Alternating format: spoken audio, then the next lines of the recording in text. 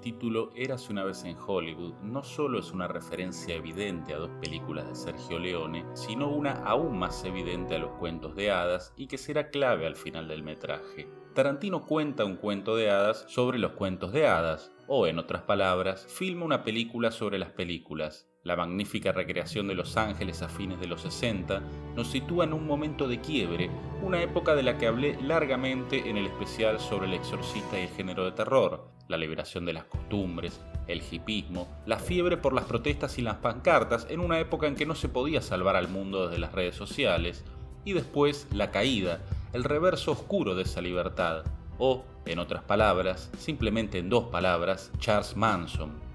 Pero Manson no es en absoluto el protagonista de este relato, aunque sí podríamos decir que es su centro o la figura sobre la que el relato se vertebra. Manson y sus acólitos son ese lobo que espera a Caperucita al final del camino. La película nos narra el paseo de Caperucita, pero nosotros sabemos que el lobo está ahí, agazapado, y esa certeza modifica por completo nuestra percepción.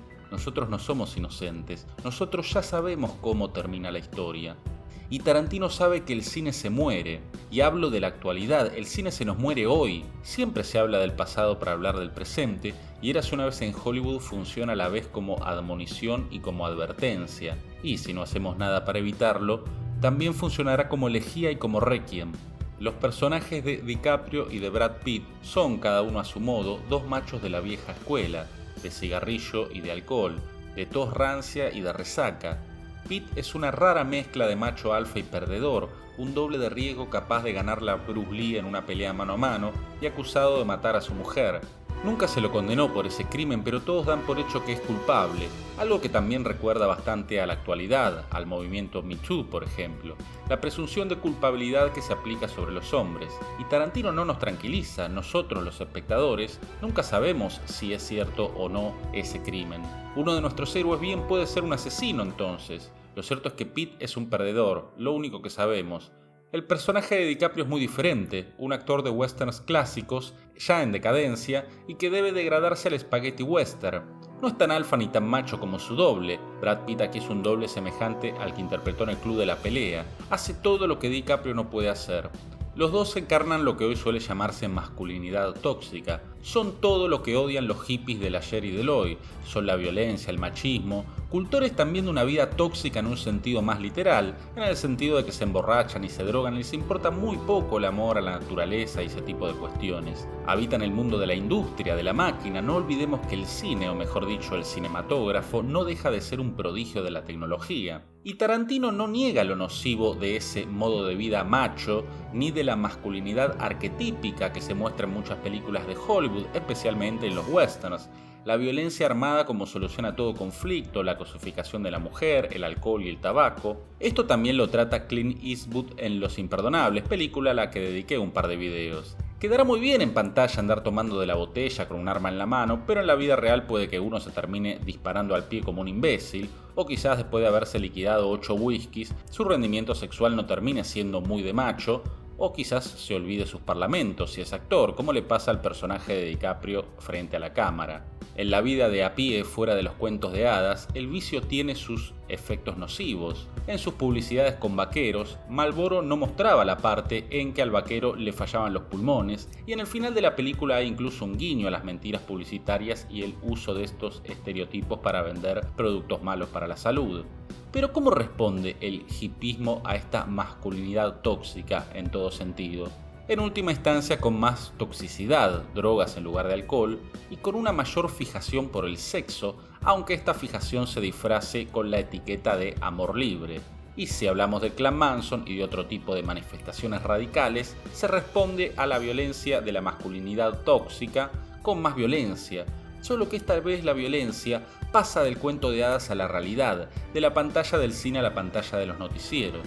Avanzada la película, los miembros de la familia Manson conversan dentro de su coche cuando están a punto de matar a Sharon Tate. Una de las chicas propone, en lugar de seguir las estrictas órdenes de Charlie, como cariñosamente lo llaman, matar al personaje de DiCaprio, que fue durante años protagonista de una serie policíaca de televisión. El argumento es: nosotros nos criamos mirando esos programas tan violentos, así que matemos a los que nos enseñaron a matar. Una declaración absolutamente cínica porque su autoconciencia desmiente el argumento mismo. Si realmente la TV la hubiese llevado a matar a esta chica, ella no podría saberlo. Nadie es manipulado si sabe que lo están manipulando. En realidad, el asesinato constituye un intento de censura. Estos chicos aman la violencia, pero solo si la ejercen ellos y contra quien quieren ejercerla ellos. La vieja y siempre renovada ética de asesinar a los asesinos. La vieja y siempre renovada censura oculta tras un aura de pretendida justicia. Estos Manson Boys no conocían los linchamientos por Twitter y por eso deben salir a la calle para matar a la gente. Pero en la práctica y ante un macho tóxico como el personaje de Pete, no saben qué hacer, se mueren de miedo y fracasan. Son tan inútiles como quienes frente al PC o el celular pregonan compulsivamente la causa de moda y comparten la indignada foto del día. Y algunas de esas causas pueden ser atendibles, claro que sí, pero los remedios son peores que la enfermedad, y esta falsa rebelión, hoy en día alentada y financiada por el sistema, crea zombies como esos que asesinaron a Sharon Tate, fanáticos.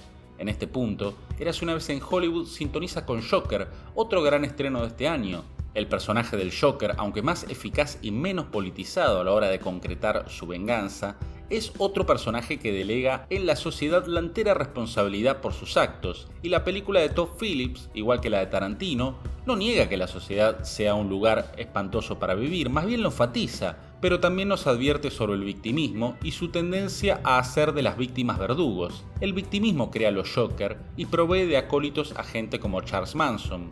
Tanto Joker como Érase una vez en Hollywood sufrieron críticas, boicots e intentos de censura, lo que irónicamente reforzó la veracidad de su discurso. Gran parte de la crítica expresó sus miedos o acaso sus deseos inconscientes de que algún loco irrumpiera en una función de Joker y abriera fuego sobre el público. A la película de Tarantino, en cambio, se le atacó por misógina. ¿El motivo? Sharon Tate, el personaje de Margot Robbie, tenía pocas líneas de diálogo. Y sí, los directores de cine y los artistas en general deben hoy lidiar con ese tipo de gente, la que juzga la importancia y el tratamiento de un personaje contando líneas de diálogo. Digámoslo de una vez, el enemigo es la corrección política, que si bien es norma para quienes hoy se llaman de izquierda, no se limita a ningún espectro político y ha infectado la sociedad toda. Me pregunto si estos jueces morales de Tarantino vieron la película. ¿Acaso no se enteran del amor con que filma a Margot Robbie? ¿No advierten o siquiera sospechan el valor simbólico de su personaje? ¿No vieron la escena de la librería? Que está ahí solo para hacernos entender que Sharon Tate no es solo una cara bonita, sino también un personaje culto, inteligente, una mujer que rechaza a Steve McQueen porque los hombres le gustan pequeños y talentosos, como Polanski. Ella es la otra figura, el otro símbolo sobre el que se vertebra la historia, la contraparte de Manson, la imagen del bien y de la luz. Y sí le gustaban los hombres pequeños y talentosos, tanto como le gustarían a Hollywood a partir de los 70, menos machos y más intelectuales. Aunque irónicamente esta explosión de talento es contemporánea con la emergencia de los blockbusters, y los 70 quedarán en la historia como una de las mejores décadas del cine y a la vez el punto de partida para su futura aniquilación. Scorsese, que fue uno de los grandes protagonistas de esa década, tiene razón. Ya no hay películas, sino parques de diversiones, infinitos superhéroes de CGI. Y me apuro a aclarar que yo disfruto de esas películas, o al menos solía disfrutarlas. Acá no hablamos de snobismo ni de apasionarnos por el cine iraní. Hablamos de cine simplemente. Hablamos de contar buenas historias en lugar de contar las líneas de diálogo de personajes masculinos y femeninos. Hablamos de evaluar la interpretación de un actor y criticar en todo caso si su presencia física concuerda con su personaje, y no de revisar cuántos negros o asiáticos o homosexuales hay en una película, como si eso asegurara además que estos grupos son bien tratados. No se puede convertir a las obras de arte en una cuestión numérica. Se dice de películas como Joker o La que nos ocupa, que son películas peligrosas, como si lo peligroso fuese el cine y no la vida. En la vida no hay espacios seguros como en esas guarderías para adultos en que se han convertido las universidades norteamericanas. Un creador de cualquier signo ideológico puede escribir o filmar o pintar bien, de eso no hay dudas, pero la corrección política es el arma de quienes intentan asesinar al arte y, ya que estamos, también al pensamiento. Pensar es riesgoso, soñar es riesgoso, amar es riesgoso. Las películas fundantes del lenguaje cinematográfico son peligrosas, ideológicamente extremas. Basta mencionar El nacimiento de una nación, El acorazado Potemkin, El triunfo de la voluntad. No existe nada en este mundo que valga la pena y a la vez sea inofensivo. Los mejores juguetes de este mundo son aquellos que también nos pueden matar.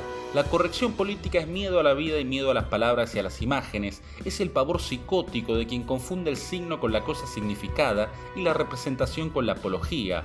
Por eso, el cultor de lo políticamente correcto nunca podrá crear un hermoso juguete artístico con el que reírse y con el que temblar de miedo. Solo le interesa encerrarse en su cuarto y preservar su seguridad imposible, aunque en nombre de la paz y del amor estaría dispuesto a censurar a quien osara revelarle algún costado poco amable del mundo. Eso si no pudiese recurrir a Twitter desde ya. Estos neoinquisidores se creen progresistas y muy de avanzada, pero en el fondo son conservadores y puritanos. Cumplen el rol que en otro tiempo cumplían ciertas organizaciones religiosas, las que acusaban a los discos de rock y otras manifestaciones culturales de promover la violencia en la juventud.